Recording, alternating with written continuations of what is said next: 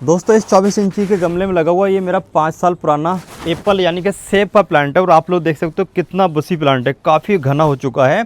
और इस पर पिछले साल काफ़ी सारे फल लगे थे। जो लोग कहते हैं ना कि गमले में एप्पल के पौधे पर एप्पल नहीं आ सकते, और ख़ास करके गर्म इलाकों में, तो मैं आप लोगों से बताना चाहता हूँ गर्म इलाकों के लिए भी काफ़ी समय से ऐसे पौधे आ चुके हैं जो काफ़ी तेज़ गर्मी में 40 डिग्री सेल्सियस में भी आपको एप्पल दे सकते हैं। तो गर्म इलाकों में कौन से एप्पल के पौधे आप लोग गमले में लगा सकते हैं, इसके बारे में जानकारी दूंगा। और गमले में कौन सी खाद इस्तेमाल करके ज़्यादा फल ले सकते हैं, इसके बारे में भी जानकारी दूंगा। तो ये जो आप लोग मेरा पौधा देख रहे हो ना, ये 5 साल पुराना पौधा है और ग्राफ्टेड प्लांट है। और इस पर जो भी ग्राफ्टेड प्लांट होता है उस पर अगले ही साल फल आ जाते हैं। तो बीज के द्वारा उगाया बहुत सारे लोग पौधा तैयार कर लेते हैं घर पर। बहुत सारे आप लोगों ने वीडियो भी देखी होंगी, बहुत सारे लोग बीज से एप्पल का पौधा ग्रो कर लेते हैं। जो आप लोग एप्पल का पौधा बीज से ग्रो करते हैं, पहली बात तो उस पर फल आने में काफ़ी समय लगेगा। और दूसरा, जो एप्पल हम लोग खाते हैं ना, ज़्यादातर वो ऐसे इलाके से आया हुआ होता है जहाँ पर टेम्परेचर डाउन रहता है, यानी कि वो ठंड वाले इलाके का पौधा होता है। और आने वाले टाइम में वो या तो अच्छे से ग्रो नहीं करता है या फिर ग्रो कर भी देता है, तो उस पर फल आने के चांस जो ना गर्म इलाके के होने की वजह से कम रहते हैं। तो वो वाला जो बीज वाला पौधा आप लोग घर पर तैयार कर लेते हैं, वो कभी भी तैयार ना करें, ठीक है। आप लोगों को कोई भी ग्राफ्टेड प्लांट नर्सरी से ख़रीद लेना चाहिए। आपके आसपास की किसी भी नर्सरी से आसानी से एप्पल प्लांट आप लोगों को मिल जाता है।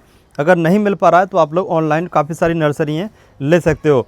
अब आते हैं मेन मुद्दे पर। तो देखिए, आपके पास में अगर एप्पल का प्लांट है और आप लोग उससे फल लेना चाहते हैं ज़्यादा प्रचुर मात्रा में, तो इसके लिए सबसे ज़रूरी है आप लोगों को दिसंबर के लास्ट में या फिर दिसंबर में हल्की हल्की प्रूनिंग कर देना चाहिए।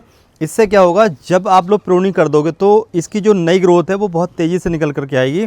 और जो भी नई ग्रोथ निकल करके आएगी उस पर ही फूल लगेगा। अच्छी देखभाल, अच्छा पॉलिनेशन, अच्छी खाद के इस्तेमाल करने से जो फूल है वो धीरे धीरे फल में कन्वर्ट हो जाएगा। मैं आपको दिखाना चाहता हूँ करीब से। देखिए, यहाँ पर आप लोगों को ये टहनी कटी हुई नज़र आ रही होंगी। तो मैंने लगभग 10 से 15 दिन पहले इस पौधे की कटिंग कर दी थी। और कटिंग करने का नतीजा ये हुआ कि अब यहाँ पर आप लोगों को जगह जगह ये फुटाव भी दिख रहा होगा। देखो, ये जगह जगह फुटाव दिख रहा है, यहाँ पर ग्रोथ भी आ गई है, ये देखो ये। तो इस तरीके से ना आप लोग अपने एप्पल के पौधे की प्रूनिंग कर दें दिसंबर में ही, ठीक है। और या फिर दिसंबर लास्ट में भी कर सकते हैं, जनवरी में कर सकते हैं, लेकिन जनवरी थोड़ा लेट हो जाता है, दिसंबर में ही करना बेहतर है, ठीक है।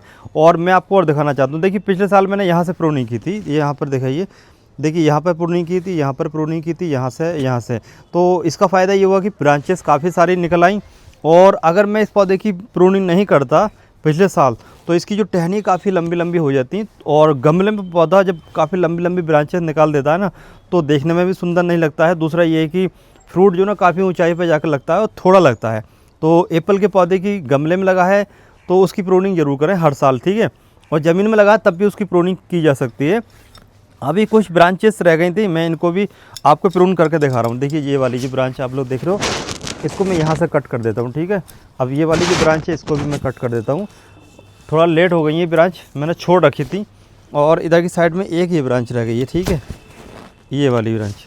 तो इस तरीके से जो भी ब्रांच है आप लोग कट कर दो, प्रूनिंग कर दो पौधे की, और नई ग्रोथ जो ना बहुत तेज़ी से निकल के आएगी, उस पर ही फल लगेगा, जैसे मैं आपको बता चुका हूँ, ठीक है। अब मैं आपको बताना चाहता हूँ, ये जो पौधा है ना, ऐसा पौधा है जिसको पानी तो कम चाहिए लेकिन धूप बहुत ज़्यादा चाहिए। इस पौधे की मिट्टी के अंदर अगर आप लोग ज़्यादा नमी रखोगे तो इस पौधे के लिए ये नुकसानदायक है। हल्की नमी रखनी है, पौधे की मिट्टी टॉप के एरिया से ड्राई लगे तो हल्का पानी दे दो। बहुत सारे लोग सेब के पौधे में भर भर के पानी देते हैं, तो ये वाली गलती आप लोग कभी भी ना करें, ठीक है। और दूसरी बात यह है कि पौधे की मिट्टी में जो भी अनवांटेड पौधे घास वगैरह होती है ना, समय समय पर जैसे ही देखें तुरंत निकाल दें। अगर अनवांटेड पौधे घास वगैरह आपके गमले में निकलते रहेंगे तो पौधे की जो एनर्जी है वो काफ़ी ज़्यादा खर्च हो जाती है। घास जो अनवांटेड पौधे वो खींच लेते हैं, और ऐसे में क्या होता है कि पौधे पर जो फूल आता है ना वो झड़ जाता है। फूल के समय पौधे को बहुत सारी एनर्जी चाहिए होती है, तो उस समय तो बिल्कुल ही आप लोग पौधे की घास निकाल दें। और दूसरा ये है कि अभी आप लोग दिसंबर के महीने से लेकर के जनवरी तक आप अपने पौधे की रिपोर्टिंग कर सकते हो। जैसे अगर आप लोगों के पौधे की रूट बाउंडिंग हो रही है गमले में, क्या होता है कि ये पौधा काफ़ी तेज़ी से जड़ा तो फैलाता ही है, तो गमले में रूट बाउंडिंग बहुत जल्दी हो जाती है। तो हर साल अगर आप लोग छोटे ही गमले में इसको ग्रो करना चाहते हैं तो इसकी प्रूनिंग कर सकते हैं दिसंबर से जनवरी के बीच में। और दूसरी बात ये कि अच्छा फ्रूटिंग लेना चाहते हैं, अच्छी ग्रोथ चाहते हैं, तो कम से कम जैसे मैंने ये लगा रखा है 24 इंची के गमले में, तो 24 इंची के गमले में पौधे को लगाना चाहिए। दोस्तों मैं इस पौधे की गुड़ाई करने जा रहा हूँ और खाद ऐड करने जा रहा हूँ। गुड़ाई करते समय थोड़े बहुत जो रूट हैं वो आप लोग कट कर दें दिसंबर से जनवरी के बीच में। इससे पौधा जो नई जड़ें बहुत तेज़ी से बनाता है और ज़्यादा तेज़ी से खाना भी उठाता है। वैसे भी दिसंबर से जनवरी तक का जो टाइम होता है ना, इसकी रिपोर्टिंग का होता है, जैसे मैं आपको बता चुका हूँ। तो इस समय आप लोग जो है ना पौधे की हल्की हल्की जड़ें काट सकते हो, पौधे को कोई भी नुकसान नहीं होगा, ठीक है। तो हल्की हल्की मैं रूट्स की कटिंग भी कर दूंगा।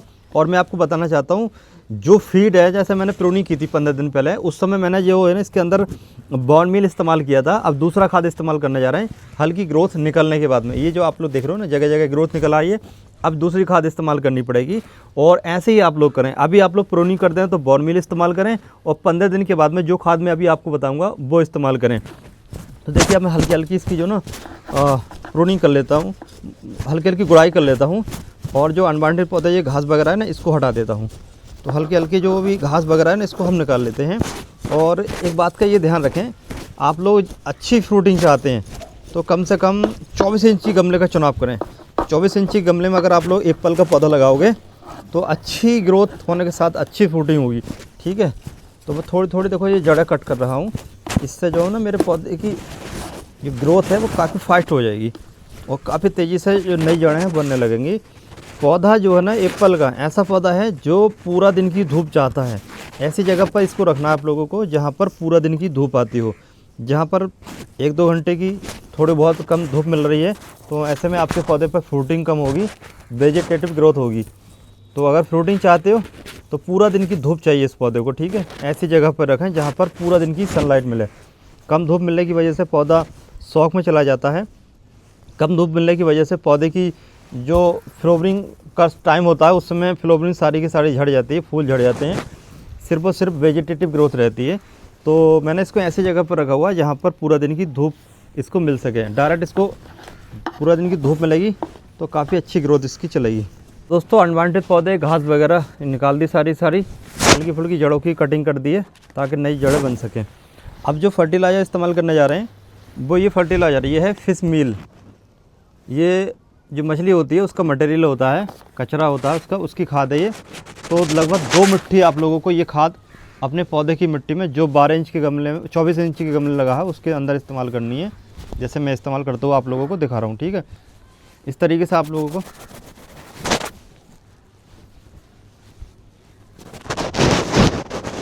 अब फिश मिल के बाद में जो दूसरी खाद है वो भी आपको आसानी से मिल जाएगी।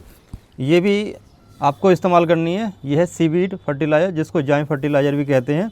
कोई सी भी कंपनी का इस्तेमाल कर सकते हो, ज़रूर नहीं है कि इसी कंपनी का इस्तेमाल करो। ये तो मुझे आसानी से मिल गई तो इस्तेमाल कर रहा हूँ। 1 लीटर में आप लोग लगभग 10 ml सीवीड लिक्विड फर्टिलाइज़र इस्तेमाल कर सकते हो। और देखिए इसको अच्छे तरीके से आप लोगों को घोलना है और घोलने के बाद में इसको इस्तेमाल करना है। एक बार आप लोग कटिंग करने के 15 दिन के बाद इस्तेमाल करें। जब फूल आना स्टार्ट हो जाए उसके बाद में, जब फूल आना स्टार्ट हो जाए उस समय भी इस्तेमाल कर सकते हो। देखिए इस तरीके से मैं इसके अंदर खाद ऐड कर चुका हूँ। अब यकीन मानिए जिस तरीके से मैंने आपको जो तरीका मैंने आप लोगों को बताया ना, ये तरीका आप लोग पूरा फॉलो करोगे, ये खाद इस्तेमाल करोगे तो आपके गमले में ही ढेर सारे एप्पल यानी कि सेब लगना स्टार्ट हो जाएंगे। उम्मीद है ये जानकारी आपको पसंद आई होगी। आप लोगों के पास में गमले में एप्पल का यानी कि सेब का पौधा है तो आप लोग इस खाद को इस्तेमाल करके ढेर सारे फल प्राप्त कर सकते हो। बाकी आने वाले टाइम में इस पर जो फल आएंगे एक और नई वीडियो में मैं आपको पूरी इन्फॉर्मेशन दूंगा। बाकी इस वीडियो को आप लोग लाइक करने के साथ शेयर कर दो। अगर आप लोगों को ये जानकारी अच्छी लगी हो और चैनल पर पहली बार आप लोग आए हो तो चैनल को सब्सक्राइब भी कर लो।